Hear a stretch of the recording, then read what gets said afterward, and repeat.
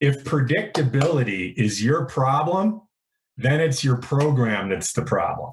Exactly. Right? Exactly. Yeah. The fact that it's predictable for your partners, that shouldn't be a bad thing. The fact that they can spend it in ways that you may not like, that's the problem, right?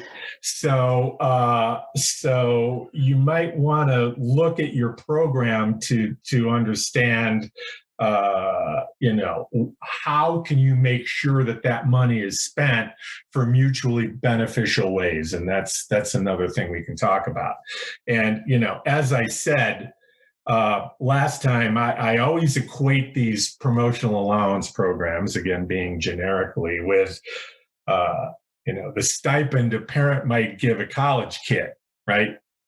Like, it might be predictable, but the parent might not like it if all that money goes to, beer and kegs and parties, right?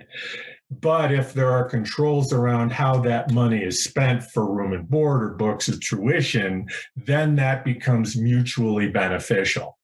And if you're worried about predictability because your fear is they're buying beer and having parties, then that's a problem with your program, not the fact that money is predictable. I completely agree with you. And that's when you look at either CoOp or MDF and you hear pundits say, oh, stop using MDF for this reason or stop using CoOp for this reason.